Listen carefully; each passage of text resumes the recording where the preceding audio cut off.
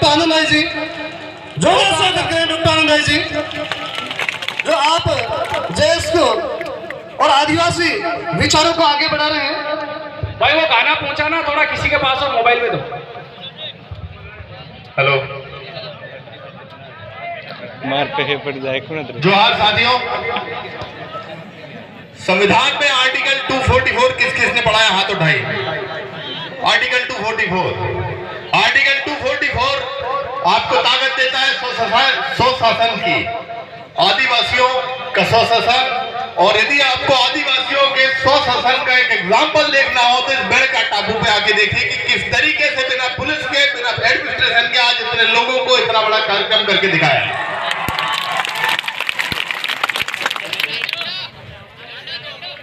ये जो धरती है सोम, माही और जाखम नदियों का जो संगम है, जहां पर ये तो बेड़का टापू है। मैं इसको बेड़ेश्वर नहीं कहूंगा क्योंकि शुरुआत अतिक्रमण की नाम से होती है। जब बेड़ के साथ ईश्वर जोड़ दिया जाता है तो बेड़ेश्वर होता है। मैं बेड़ेश्वर नाम नहीं बोलूंगा, मैं इसे बेड़का टापू ही बोलूंगा। और ये बेड़का टापू आदिवासियों का स्वाभिमान का, आदिवासियों की अस्मिता का और आदिवासियों की पहचान का एक सबूत है।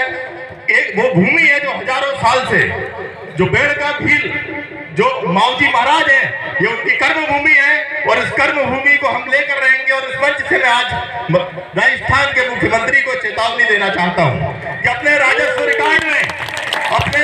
रिकॉर्ड में कलेक्टर को आदेश दे दो कि ये जो भूमि है इसको राजस्व रिकॉर्ड में आदिवासियों के नाम कर दे। और सिर्फ इस भूमि से काम नहीं चलेगा। जो संविधान में आपको पावर दिए हैं वो टीएससी के अंदर दिया, ट्राइबल एडवाइजरी काउंसिल। जो ट्राइबल एडवाइजरी काउंसिल, हमको डमी काउंसिल नहीं चाहिए, हमको ऐसा अध्यक्ष नहीं चाहिए जो चीफ मिनिस्टर जिसका चेयरमैन हो। उदयपुर का जो टीएससी का कार्यालय है उस पर भील प्रदेश और इस आदिवासी परिवार का कब्जा होना चाहिए। कम से कम 80% पोस्ट जो है, कम से कम 80% जो पोस्ट है वो आदिवासी परिवार के लोगों को आपको दी जाए। और आप लोग तय कीजिए कि अध्यक्ष कौन होगा।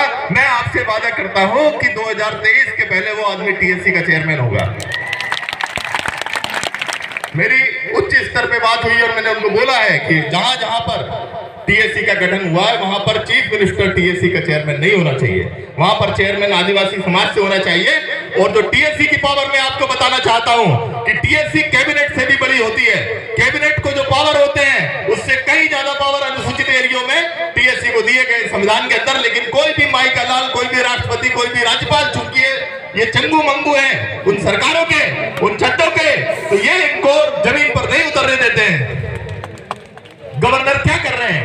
गवर्नर एक संघ परिवार की गुलामी कर रहे हैं। राष्ट्रपति क्या कर रहे हैं? संघ परिवार की गुलामी कर रहे हैं। हमको बड़ी खुशी हुई थी जब द्रौपदी मुर्मू जी का नाम आया था, लेकिन जब हमने देखा कि एक शंकर मंदिर में उनको झाड़ू लगाते दिखाया गया, क्या दिखाने चाहते हो आप इस आदिवासी को? किस तरीके से आप दिखाना चाहते हो?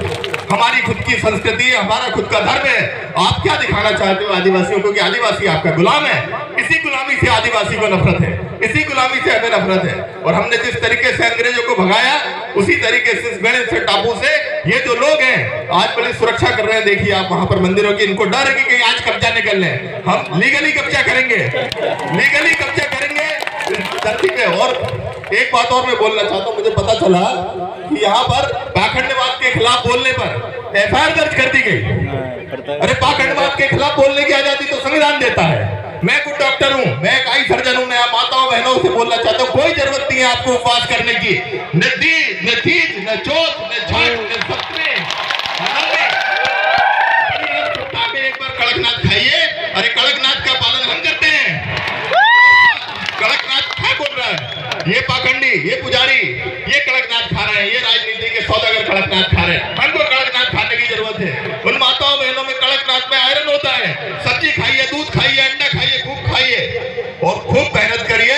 यदि आप लोग अच्छा नहीं खाएंगे तो आपके बच्चे कुपोषित हो जाएंगे, आपके बच्चे कुपोषित हो जाएंगे, आपका डीएनए कमजोर हो जाएगा। यही तो ये लोग चाहते हैं कि आप लोग उपवास रहो, 8-8, 30 दिन आप उपवास रहिए। तो हमको इस पाखंडवाद से दूर होना है।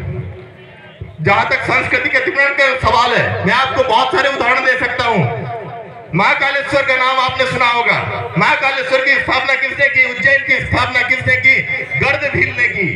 गर्दभील के कुल देवता थे। गर्दभील का लड़का जो था उसका नाम राजा विक्रमादित्य था। राजा विक्रमादित्य के कुल देवता है। छत्तीसगढ़ के अंदर बमलेश्वरी माई है, बमलेश्वरी मताई है, वो इसी विक्रमादित्य की कुल देवी थी। आप आज जाके देखिए कि बमलेश्वरी में भी कब्जा है टीपुओं का और उज्जैन में भी कब्जा है।